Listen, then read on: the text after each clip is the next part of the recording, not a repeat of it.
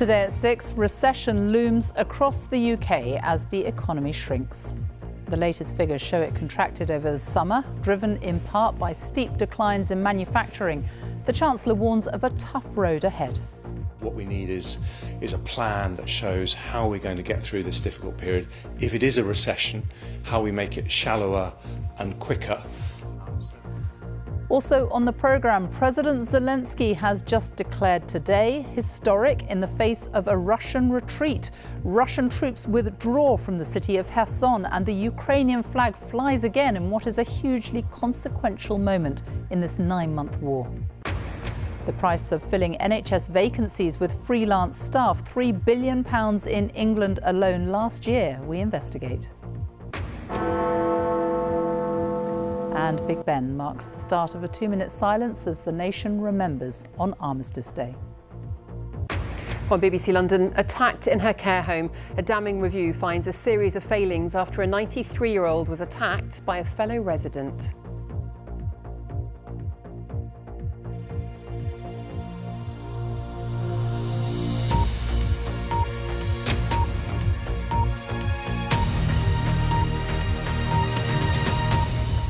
Good evening and welcome to the BBC News at 6. The UK economy shrank over the summer, confirming what many economists and the Bank of England believe to be the start of a recession.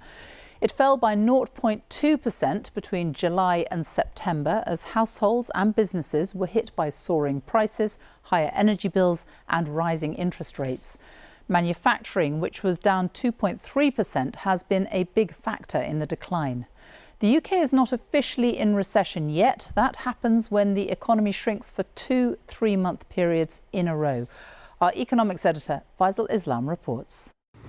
In Walsall, TP Electrical make the cables that connect the electrics within cars and trains, so they're sensitive both to consumer spending going down and government spending under pressure, as well as the rising cost of materials such as copper. In terms of the inflationary pressures, this business, labour intensive, of course, wage rises. The material content here as a business is significant. We recognise we have to pedal faster to stand still. So as a team, that's exactly what we're doing. There's certain elements that are within our control. So some of those input costs, the efficiencies, we work hard at it. Even before significant government cuts expected next week and rises in tax too, a recession looms over the UK. This fall of 0.2% means that the UK was the only economy to fall of the major G7 economies over summer, even as many were hit by the same global energy shock. Questions will only grow if this is the start of a prolonged period of decline, but more concerning is if you take this back all the way to just before the pandemic, the UK economy overall is smaller than what it was at the end of 2019, at the start of this government as Brexit was occurring. This is unique across the G7. The other economies are bigger, having faced similar global challenges from the pandemic and from Russian energy, which raises reasonable questions about whether post-Brexit trade and worker policies have made the economy less efficient, less resilient to these common shocks. The government still argues everyone's being hit the same. Are you alarmed by the fact that the UK is actually, of the G7, the only economy which is shrinking at the moment? Well, according to the International Monetary Fund, around a third of the world's economy is in recession this year or will be in recession next year. And that is principally, but not entirely, because of very high global energy prices. We can't carry on like this, with growth lower than our competitors, with no plan to boost our economy and get those good quality jobs throughout the country. The Conservatives need to do two things: stabilise the economy and have a plan for growth. And yet, not only do they need to grow the economy, they promised that regions across the whole of the UK would grow even more with big projects such as new train lines. By the end of this decade, you'll see here a 3-kilometre-long viaduct going into a brand new station connecting Birmingham with London, and it's infrastructure that is key to the government's plans to level up the country. But it's also infrastructure that in the past has been the first cut when public spending comes under the microscope. So how will they square this, not just with levelling up, but with their promises to focus on growth for the whole economy? Back at the factory, they want some certainty on big government investments.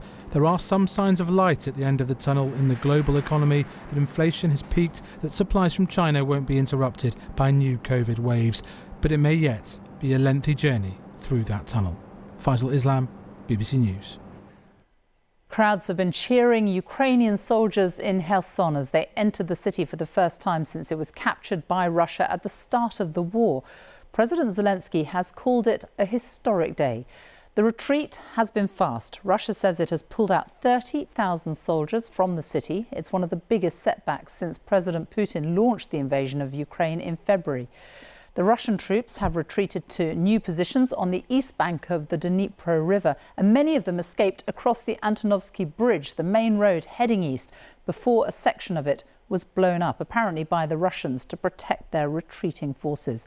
Our international editor, Jeremy Bowen, is in Ukraine, and he has been looking through the pictures coming out of the city today as the Russians abandoned it.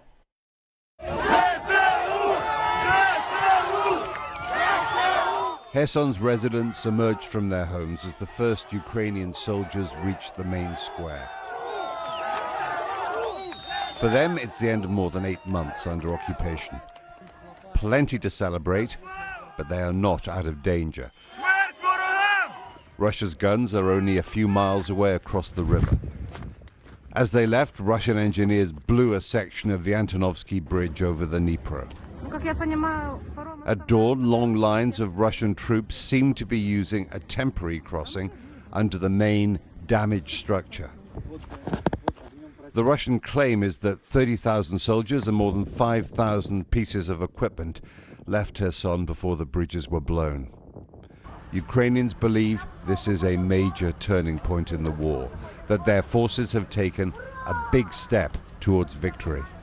Well, Jeremy joins us now. He's in Odessa in southern Ukraine. President Zelensky saying tonight it's a historic day. Just give us the context about how significant this moment is.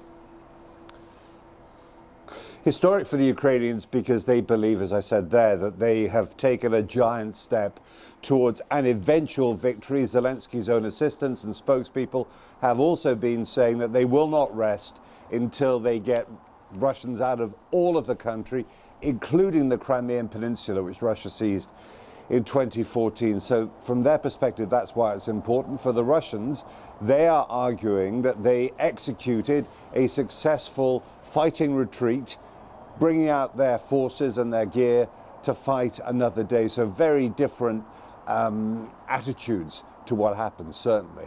And there are some Ukrainian forces already in the city, but how long before we see large numbers reach Kherson?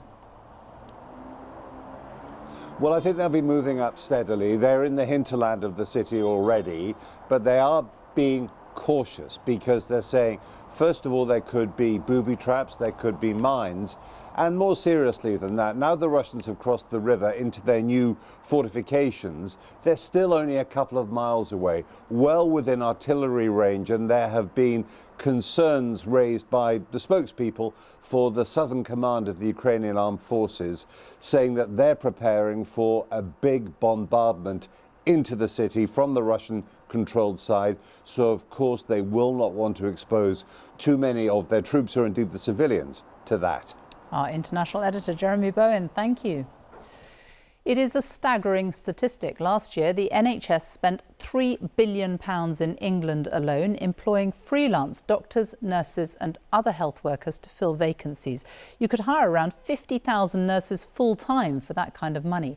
An investigation by the BBC found this type of spending to plug holes in staff rotas is increasing dramatically across the UK. Our health editor, Hugh Pym, has this report. I'm a junior doctor and I earned more in 4 months as a locum doctor than I did in a whole year of working as a full-time hospital doctor. I'm an agency nurse and daily I'm receiving text messages asking me to go in for shifts, showing how short they are of staff. I'm a consultant oncologist and I was shocked about the amount of work I could get as a locum and the pay I would receive. 3 health professionals highlighting a serious staffing and spending problem. With vacancies growing, the NHS needs more agency workers. The decision to leave the NHS was because I wasn't able to earn enough money. As an agency nurse, Suzanne can work when she wants and earn double what she did on staff, though there's no holiday or sick pay. She says teamwork can be an issue. Agency nurses will always be needed, but it's the dynamics within a ward that you're losing when you are putting agency nurses in there.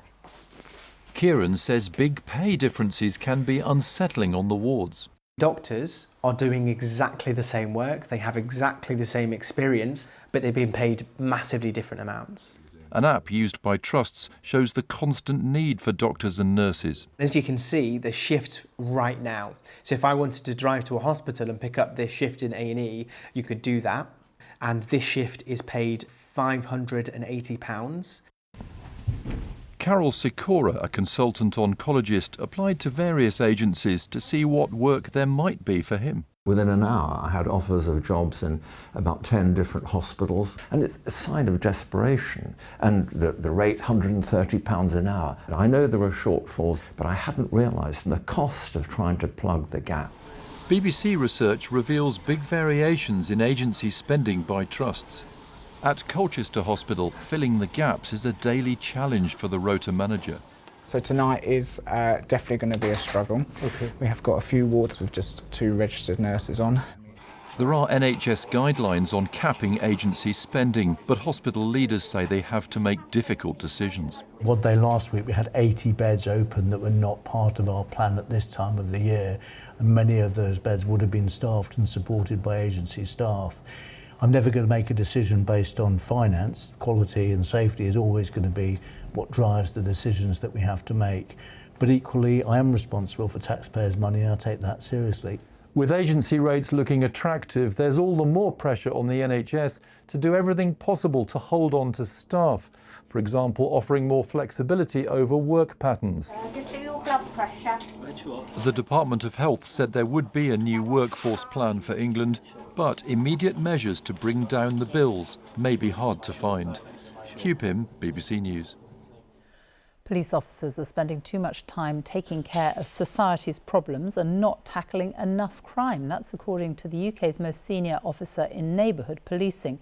Chief Constable Olivia Pinkney says officers can spend half their shifts attending incidents which should be led by other services, and victims are being failed as a result. The Home Office says its priority is to get more police onto our streets, cut crime and bring more criminals to justice. Here's our special correspondent, Ed Thomas. Please get off your act and help people in need. I'm in need of help. I need some help. Face to face with the UK's crime problem. This is my daughter's face after she was stamped on so many times. Being kicked all over the floor, hit with birds and...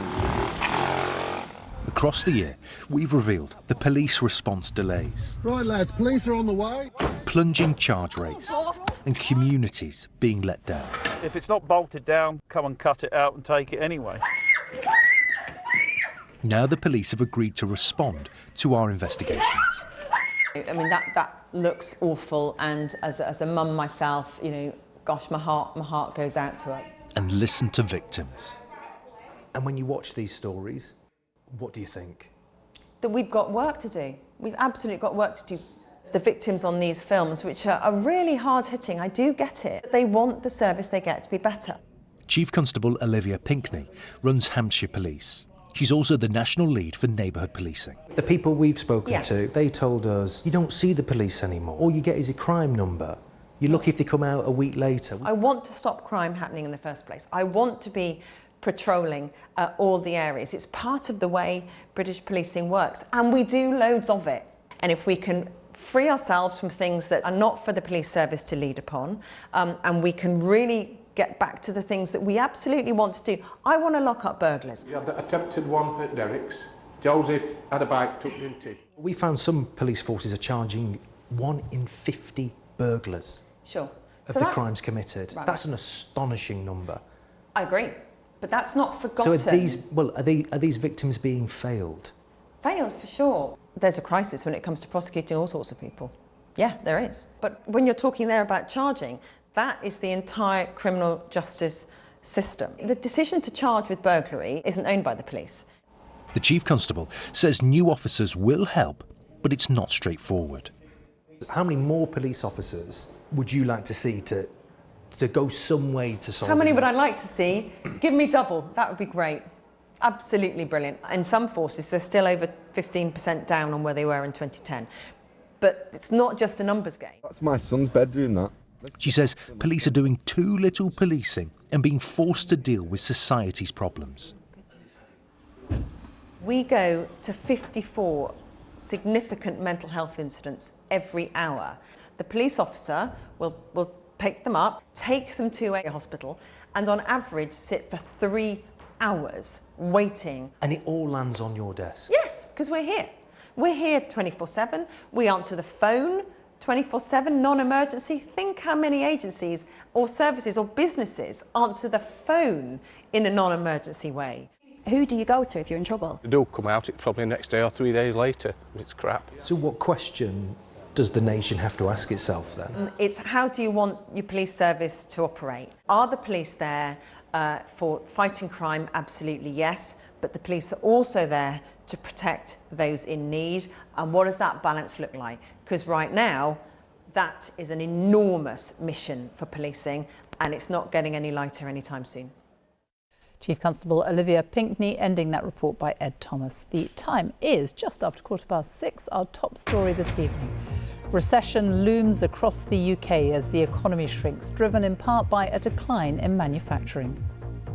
And Britain's oldest amateur filmmaking club, how Bradford's movie makers are finally getting the red carpet treatment themselves. And at 6:30, Londoners gather to remember the fallen on Armistice Day. And going behind the scenes of Barry M, the capital's family-owned beauty brand.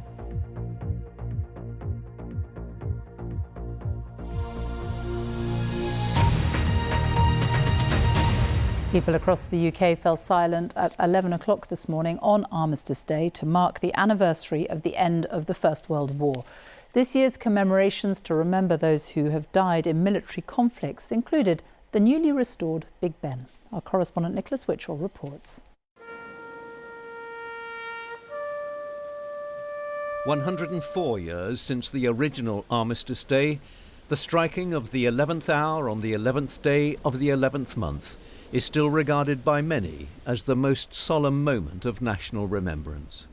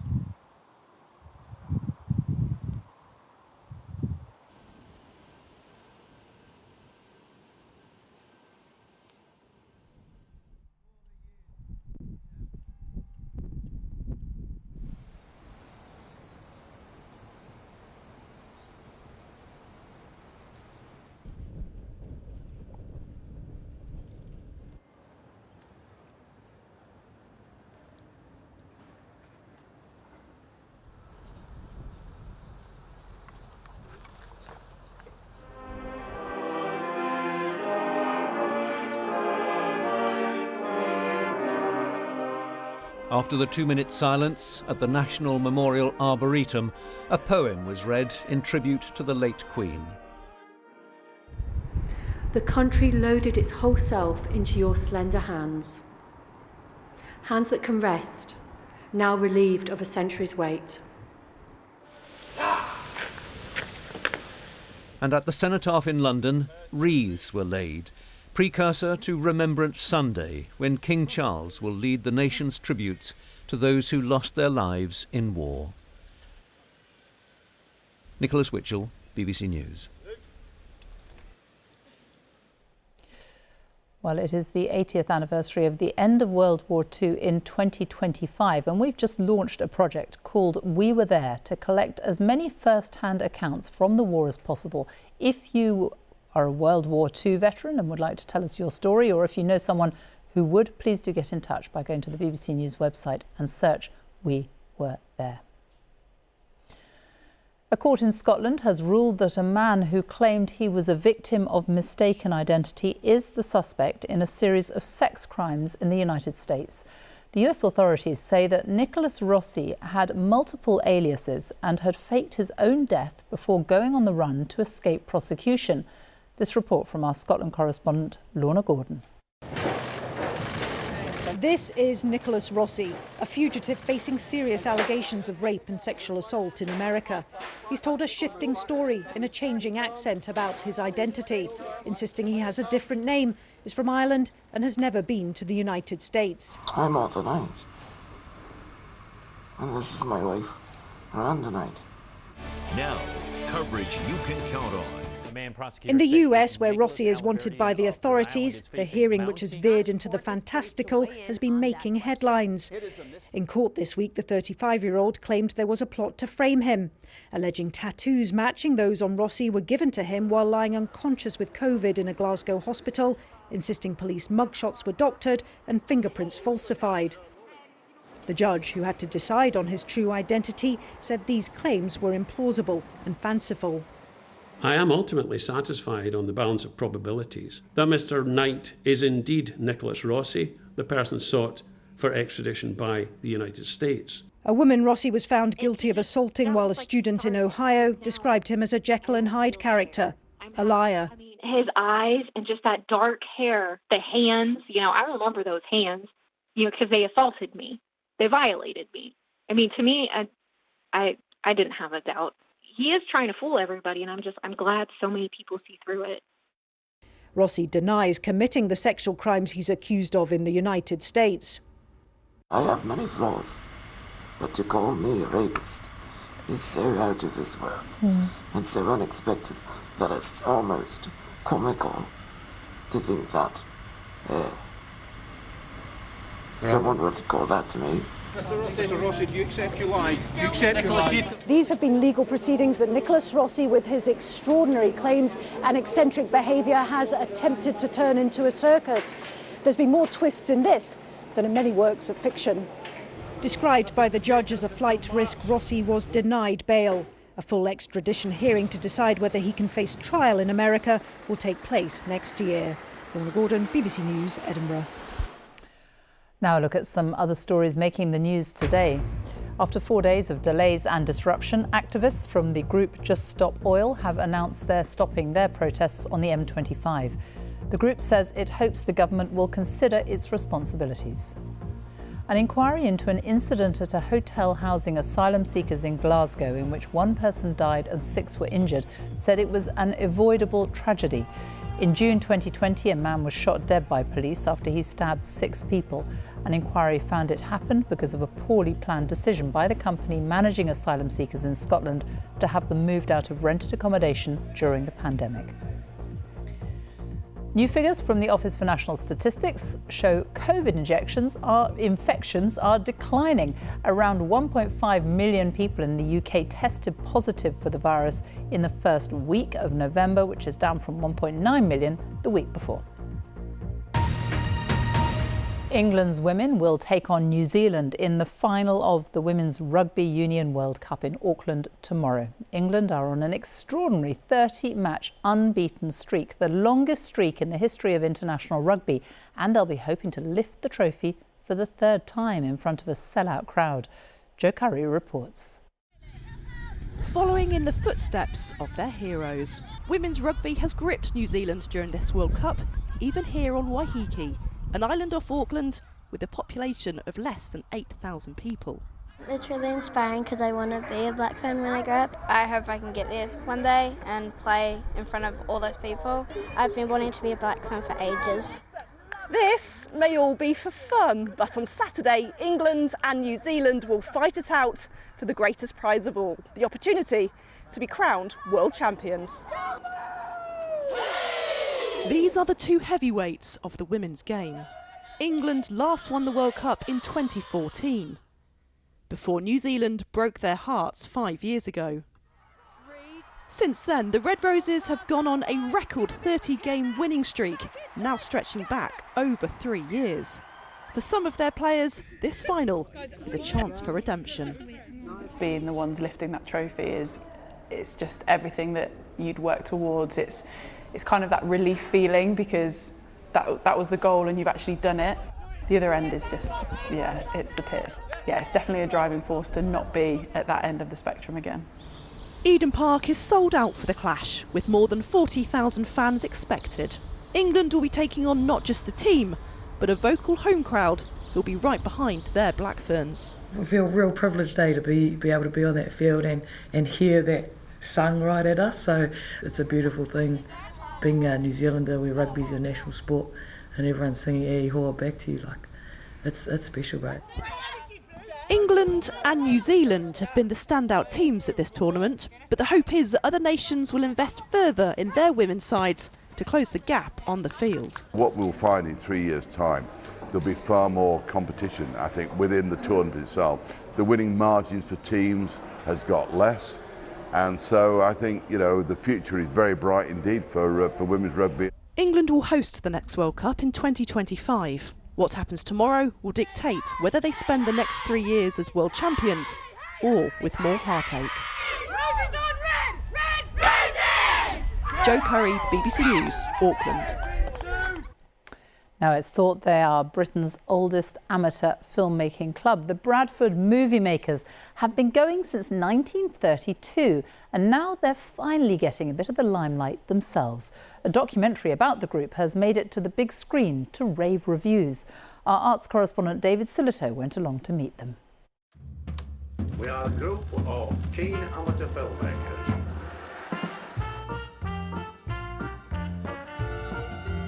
The Bradford Movie Makers. They've been making films since 1932, with lots of enthusiasm, but not a lot of success. However, things have changed. I would like to remake Oklahoma, where I'm riding a white stallion. The film, A Bunch of Amateurs, is a documentary about the club. It tells the story of people like Harry. Oh, what a beautiful morning. Here doing his version of Oklahoma. And the documentary's been getting rave reviews. Harry's been all over. You've been to BAFTA? Been to BAFTA. I've been to London twice in this last week. Are you getting used to this show business lifestyle? Yeah. Colin has been a member for more than 50 years, and this is his first premiere. This is more like my line, you know, Cinny, you know. Oh, I dropped out again. This is a special day for you. Yeah, oh yeah. I'm looking forward to it, yeah. But this is about more than just a hobby. A lot of the members are carers. The idea of the film began when Joe, a disability support volunteer, posted a message online about loneliness and isolation. You talk about very personal things, there's depression and... Yeah, I have that. I've had that for many years, you know. For my sons, yeah, and it's filming, just I can actually show the story of my life on film if I wanted. I think what happens in this film, we're all going to get old. We're all going to be looking for, you know, something to do with our minds. We're all going to be looking for a community. We may lose our loved ones. And I think this club is like an amazing alternative family. Big smile, everybody. Really happy. And then there was the main event, the hometown gala premiere. 90 years of movie making. There have been no glamorous premieres, many ups and downs. So today, for the Bradford Movie Makers, it's quite a moment. David Silito, BBC News, Bradford. Yeah, that was well deserved. Time now for a look at the weather. Nick Miller is here. 19 degrees. Where was it 19 degrees? That's crazy, isn't it? Murray and Lancashire today with that top temperature. There are big numbers in this forecast, and you have to keep on reminding yourself just what time of year it is when we show you that temperature today. Why is it so very mild at the moment? We have a strong jet stream to the west of the UK. There's a big dip in that jet stream, and we're drawing up from the Azores this exceptionally mild air all the way towards the UK, and we will stay with with temperatures this weekend well above average by day and by night. Last night, the Met Office saying that provisionally Scotland and Northern Ireland had their warmest November night on record. Just goes to show, contributing to climate change, not just the big daytime temperatures, but the warmth that stays with us when we're asleep. It's been very windy across northern areas today. We've had yet more rain in northwest Scotland. We've had a month's worth of rain in a week. That is now easing as it edges its way further south. We've this weekend lost a lot of the rain. It's staying mild, very mild. Won't be as windy. That does increase the risk of some mist and fog. Now, we're keeping some rain tonight towards Cumbria, southern Scotland. That will lift north back towards the central belt and through Northern Ireland as the night goes on. South of that, extensive low cloud and mistiness on what is a cooler night tonight. 6 degrees in Norwich, and with clear skies northeast Scotland, chilly here at around 3 degrees as we start the day before the cloud increases and rain pushes north across Scotland before clearing tomorrow away from Northern Ireland. And for many places, yes, it'll be a grey start, but then we break out into sunnier skies during the afternoon. Now, temperatures not as high for Scotland, for Northern Ireland, Northern England, though still above the average, well above, and around 16 to 18 degrees in Wales and the rest of England. Dry through Saturday night for Remembrance Sunday, a lot of low clouds, some mist and fog around, and some of that may just linger in some places. A freshening breeze in the west, Northern Ireland seeing some rain to end the day. And it is northwest Wales and northwest England on Sunday that could see 19 degrees Celsius again before Sophie. It will turn cooler next week. Extraordinary. Nick, thank you.